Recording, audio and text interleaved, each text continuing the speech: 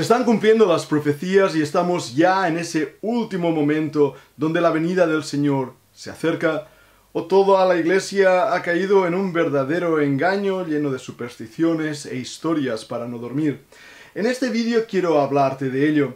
Quiero echar un vistazo a lo que está aconteciendo en nuestros días delante de nuestros ojos y hacernos la pregunta si realmente el arrebatamiento de la iglesia es un evento eminente que se acerca o es simplemente una vieja leyenda que nunca acontecerá.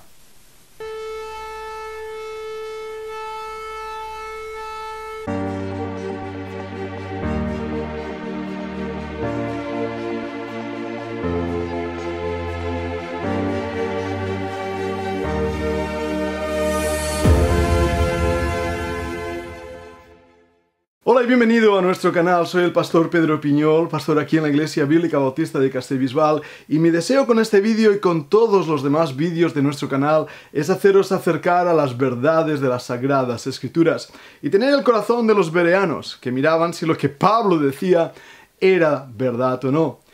En estos últimos tiempos estamos escuchando muchísimos vídeos, muchas personas hablando en dos diferentes bandas. Por un lado, aquellos que hablan de profecías, de eventos que se están cumpliendo y de la pronta venida del Señor Jesucristo en el arrebatamiento de la iglesia, que el Apocalipsis se acerca. Por otro lado, encontramos aquellos que niegan que incluso la doctrina del arrebatamiento sea una doctrina bíblica. Eso nos lleva a una tacitura importante. ¿Quién de los dos tiene la verdad o está equivocado? Y necesitamos verlo a la luz de las Escrituras. Es la palabra de Dios quien realmente abre la caja de todas nuestras preguntas. Ahora, déjame decirte algo, y es algo que confieso personalmente. Cuando era jovencito y empecé a escuchar del rapto de la iglesia, toda mi atención se centralizó en estudiar los eventos que iban a acontecer. Empecé a leer libros, Tim LaHaye y otros escritores, Walvoord. ¿Quién no conoce sobre todo esos libros de dejados atrás? Sin embargo, todo eso me llevó a un punto de verdadero desánimo, porque pensé que muchas de esas profecías eran realmente mal interpretadas y que estábamos cayendo en una Biblia ficción. Así que por bastantes años dejé de estudiar la profecía, arrinconé la idea de una pronta venida en las nubes por la iglesia del Señor Jesucristo y simplemente me centralicé en otros temas doctrinales. Sin embargo, algo ha cambiado en mi propia vida y en la vida del mundo que estamos viviendo. Y tiene que ver con una realidad que nos choca, que nos hace temblar aún los mismos fundamentos de nuestra fe. Estamos viendo en el mundo entero cosas que nunca antes habíamos visto. En los años que llevo en el pastorado, nunca antes había visto lo que hoy estoy viendo con mis ojos, a pesar de que, muchos años atrás, había hablado de ello. Por ejemplo, vamos a empezar en este vídeo hablando de lo que ha sido esta semana uno de los eventos más interesantes en la nación de Israel. Me refiero al simulacro del sacrificio de la Pascua, el 10 del mes corriente, para recordar, tal y como el Señor mostró a Israel, la necesidad del sacrificio pascual.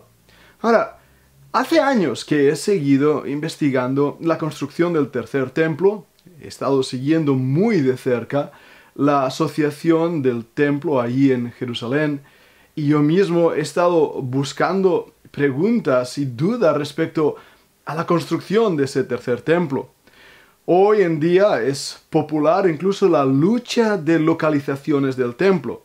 A Bob Cornucci con sus vídeos, o Randall Price con su postura y sus libros, etcétera, etcétera. Pero lo que me llama la atención del Instituto del Templo es que están preparados para edificar el templo. Tienen todos los utensilios, yo mismo los he visto, he estado ahí en su museo. He estado viendo junto con arqueólogos cosas que los turistas generalmente no ven. Y eso me ha demostrado algo interesantísimo. Y es que la profecía se está cumpliendo delante de nuestros ojos. Vemos en el libro de Apocalipsis que el anticristo va a desacrar el templo. Ahora, para que eso acontezca, tiene que haber un templo.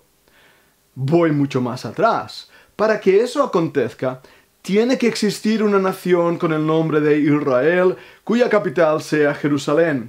Y eso nos acerca realmente a los eventos actuales que años atrás para creyentes, no hablo de tantos años, de los años 30, por ejemplo, antes de la Segunda Guerra Mundial, hubiera sido impensable. Eso era ciencia ficción. Nuestra generación está viendo en vivo y en directo cumplimientos de esas profecías. Quiero enseñaros algunas de las cosas que han hecho esta semana. Vamos a ver algunas fotografías.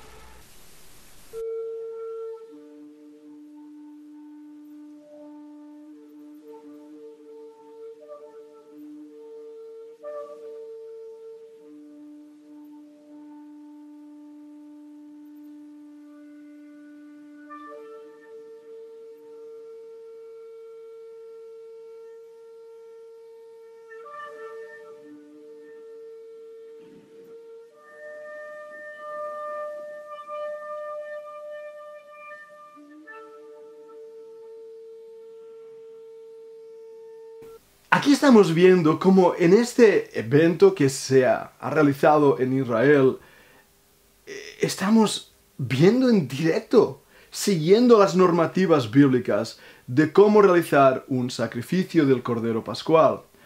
Tomaron un cordero, lo sacrificaron entero, lo pusieron en una larga rama de madera de granada, lo asaron y lo comieron. Ahora, esto fue transmitido en directo con sacerdotes vestidos con las vestiduras sacerdotales según indica la misma Torá, la misma palabra de Dios. Había trompetas de plata ya construidas por el Instituto del Templo y empezaron a realizar esos sacrificios, tal como lo hicieron en el tiempo de Josué cuando entraron en la tierra prometida y establecieron por primera vez la nación de Israel en la tierra que Dios les había dado. Para mí, lo que ha acontecido esta semana es el inicio de un evento muy importante que llevo años diciendo. Hemos pensado siempre en la construcción de un templo, pero ¿qué pasaría si más que un templo fuera un tabernáculo? Fuera simplemente un lugar de reunión, un lugar de congregación para la nación de Israel. Bueno, podemos empezar ya a ver cómo esa puerta de la profecía se está abriendo. Pero hay mucho más que nos llama la atención. Todo lo que estamos viviendo con esta pestilencia, y no voy a mencionar el nombre, no sea que YouTube lo escuche y quiera quitar el vídeo, pero todo lo que estamos viviendo, ¿no es cierto que estaba profetizado? Habrá guerras y rumores de guerras, hambres, destrucción, pestilencias. Ese es el escenario, el decorado de la última generación antes de la segunda venida del Señor, en el tiempo de la tribulación, pero lo que es muy importante, antes del arrebatamiento de la iglesia. Y eso me lleva a un punto importantísimo. No todos los creyentes creen en el arrebatamiento de la iglesia. De hecho, adventistas del séptimo día, católicos, mormones y también algunos cristianos evangélicos, sobre todo de la posición reformada calvinista, niegan esta preciosa doctrina. ¿Por qué es esto? ¿Qué ha acontecido para que se niegue lo que la Biblia enseña? Ahora, no me escuches a mí. Toma las Escrituras y estudia directamente lo que la Biblia enseña sobre el tema del arrebatamiento. La palabra rapto, utilizado en algunas ocasiones, pero también la palabra que me encanta, la bendita esperanza, el anhelo de la iglesia de ser rescatada de la ira venidera. ¿Por qué creyentes fieles, creyentes que aparentemente creen en la doctrina como tú y como yo, han dejado de enseñar esta preciosa doctrina? Parte de ello tiene que ver con la misma Iglesia Católica. Agustín de Hipona veía en la interpretación alegórica del libro de Apocalipsis y en otras interpretaciones bíblicas simplemente un simbolismo, no una realidad, no algo literal. Así que pronto se dejó de enseñar dentro de la Iglesia Católica, con su postura agustiniana y también pelagianista, esa bendita doctrina del arrebatamiento de la Iglesia. Por años la doctrina fue enseñada solamente por un grupo selecto, una manada pequeña, un remanente. Ellos sí creían en esa doctrina del pronto advenimiento de Cristo en las nubes para llevarse a su iglesia. Sin embargo, la mayoría del cristianismo olvidó esta doctrina. Es cierto que las profecías, o mejor dicho, las enseñanzas proféticas, fueron recuperadas abiertamente durante el tiempo de las grandes predicaciones del fundamentalismo bíblico, especialmente en las conferencias proféticas de Niagara Falls, en los Estados Unidos, John Darby, en Inglaterra, y Scofield. Eso es cierto, que en los años 1800 y poco se recuperó lo que se había perdido.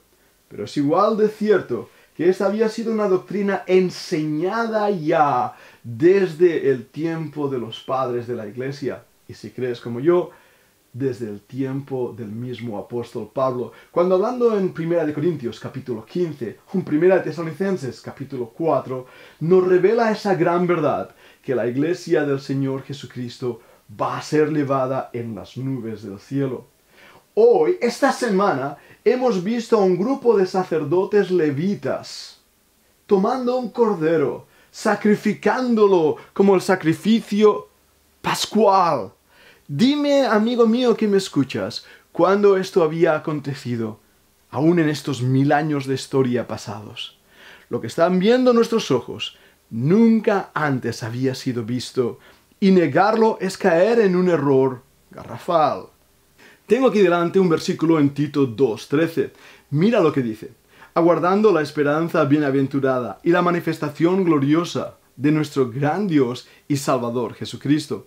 Es muy interesante porque aquí hay una clara distinción en dos principios. El primero, la esperanza bienaventurada. El segundo, la manifestación gloriosa. Parte del problema de entendimiento de las Escrituras ha sido no distinguir esas dos cosas. El arrebatamiento de la iglesia en un momento dado y solamente para los redimidos, y la segunda venida del Señor Jesucristo de una manera visible para todo el mundo, con sus santos millares. El acontecimiento que está en medio de esos dos eventos es claramente definido en el libro de Apocalipsis como la última semana de Daniel. Es allí donde nos habla también del anticristo, de su sacrificio dentro del templo, el tercer templo. Es allí donde se nos habla de las pestilencias, las hambres, etcétera, etcétera. Si somos literales, vamos a descubrir, por ejemplo, en Mateo 24, cuando el Señor Jesucristo está hablando del tiempo semejante al último tiempo, que fue el tiempo de Noé y el tiempo de Lot. Esos dos paralelismos nos dan verdades reveladas que nos muestran claramente grandes diferencias entre el propósito de Dios para sus hijos y el propósito de Dios para las naciones y el propósito de Dios para Israel. Y si no hacemos esas distinciones de una manera clara y evidente, caemos en un montón de errores alegóricos, simbólicos, intentamos dar vueltas a 1000 cosas y nos equivocamos brutalmente. Y eso nos lleva a algo que debemos pensar. Realmente el arrebatamiento de la iglesia y la misma iglesia del Señor Jesucristo no es una gran multitud. Mira lo que dice Mateo 22:14. Porque muchos son llamados y pocos escogidos. Mira esa palabra, pocos. En otros pasajes de la Escritura encontraremos términos como manada pequeña. La iglesia verdadera de Jesucristo son apenas un puñado de personas. un remanente fiel que ha puesto su confianza en la obra del Señor Jesucristo. Pero cada vez estoy viendo dentro de la apostasía de nuestros últimos tiempos un nuevo concepto de la imagen de Dios, de quién es Dios, de cómo es Dios. Los énfasis de iglesias que intentan enseñar y alumbrar nuevas revelaciones. Están siguiendo fábulas viejas. Y esto se acerca también a lo que la misma palabra de Dios, la profecía, nos enseña de los últimos tiempos. Que en estos últimos tiempos se amontonarían la gente siguiendo a falsos maestros que tenían comezón de oír, deseos de oír cosas nuevas, y se amontonarían conforme a sus propias concupiscencias. Mira lo que dice. Vamos a abrir este versículo y darnos cuenta que lo que la Biblia enseña es lo que se está viviendo en el cristianismo nominal de nuestros días. Leo en 1 Timoteo capítulo 4, pero el Espíritu dice claramente que en los postreros tiempos algunos apostatarán de la fe, escuchando a espíritus engañadores y doctrinas de demonios, por la hipocresía de mentirosos, que teniendo cauterizada la conciencia, prohibirán casarse y mandarán abstenerse de alimentos que Dios creó para que con acción de gracias participasen de ellos los creyentes y los que han conocido la verdad. Porque todo lo que Dios creó es bueno y nada hay que desechar si se toma con acción de gracias. Y ahora también en 2 Timoteo 4:4. Porque vendrá tiempo cuando no sufrirán la sana doctrina, sino que teniendo comezón de oír, se amontonarán maestros conforme a sus propias concupiscencias, y apartarán de la verdad el oído, y se volverán a las fábulas. Es interesantísimo lo que la palabra de Dios revela, y francamente es lo que estoy viendo en nuestros días. Hay miles de cristianos nominales que están escuchando fábulas. La palabra fábulas puede ser traducida como mitos o como cuentos de viejas. Y prefieren escuchar esas cosas y oír de la teología de la prosperidad, de hacer milagros, de aquellos incluso que hablan de profecías y miran a Estados Unidos como si Estados Unidos fuera realmente el termómetro de Dios o fuera la manera en que Dios muestra las profecías. Estados Unidos ni aparece en las Escrituras. El termómetro divino es Israel, y apartar los ojos de Israel es no entender el plan y el diseño profético de Dios para nuestros días. Me asombra cómo miles de cristianos creen que un predicador puede poner las manos encima de ti y sacarte un cáncer o sacarte 10 kilos de peso. Es asombroso las tonterías que se oyen en este cristianismo nominal, donde la gente se reúne con deseos de adquirir fama, poder y gloria. En medio de todo eso, la Biblia nos habla de una manada pequeña. Y si recordamos bien el paralelismo del cual antes hacía referencia, ¿cuántas personas fueron salvadas de la ira de Dios que cayó sobre Sodoma y Gomorra? Solamente 3, Lot y sus 2 hijas. Pensemos un momento en el mundo antiguo. Pensemos un momento en el arca que Noé, pregonero de justicia, construyó. Solamente había salvación dentro del arca. Y fue cuando Noé y su familia, 8 personas en total, entraron en el arca. Dios cerró la puerta y solamente 8 personas fueron salvas de la ira que cayó. Esos 2 paralelismos bíblicos nos hablan de una gran realidad. La iglesia será librada de la ira venidera. Pero también son pocos los que se salvan. Apenas un puñado de hombres y mujeres fieles que creen en las promesas del Señor Jesucristo. Es interesante, y no nos da tiempo en este vídeo para no alargarlo, hacer las comparativas entre el rapto de la iglesia y la segunda venida. Pero estas pinceladas que estoy dando nos llevan a un último punto que debe ser observado. Me refiero a Enoc y a su fe. En el libro de Hebreos se nos habla de este hombre de fe, de poder, de confianza, que fue arrebatado. La palabra que ahí aparece es otra, pero la idea es exactamente la misma en el original hebreo, o la palabra en griego usada en la Septuaginta. Vayamos a ver el texto. Estoy leyendo en el libro de Hebreos capítulo 11 y versículo 5. Por la fe Enoc fue traspuesto para no ver muerte, y no fue hallado, porque lo traspuso Dios, y antes que fuese traspuesto, tuvo testimonio de haber agradado a Dios. No hay duda alguna, según las mismas escrituras, que Dios se llevó a Enoc, porque él tenía fe en Dios, y había caminado con Dios, y Dios se lo llevó, lo raptó, lo arrebató, si puedo usar otras palabras.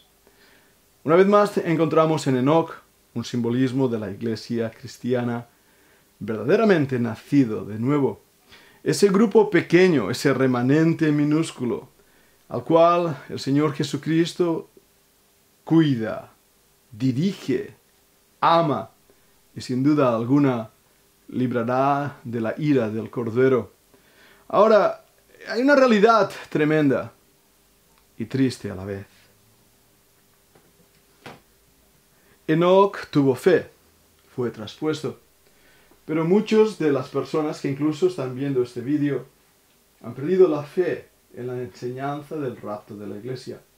A pesar de estar viendo esta misma semana el inicio de los sacrificios en Israel, han perdido fe. A pesar de estar viendo estas pestilencias, estas hambrunas que se acercan, esta crisis mundial, este gobierno mundial que cada vez es más grande, influyente, han perdido fe, porque desde los púlpitos se ha dejado de enseñar la venida del Señor Jesucristo por su iglesia, el arrebatamiento precioso en las nubes con el Señor. Y yo no quiero perder mi fe. Si me preguntas dónde desearía estar, quiero decirte algo y muy sinceramente.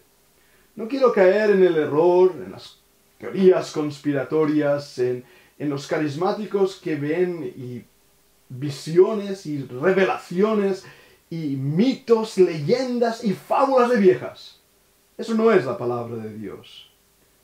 Pero tampoco quiero estar en aquellos que de una manera tan fría predican la verdad de la salvación en Cristo, pero roban a los creyentes de la bendición, de esa bendita esperanza de ser librados de la ira venidera.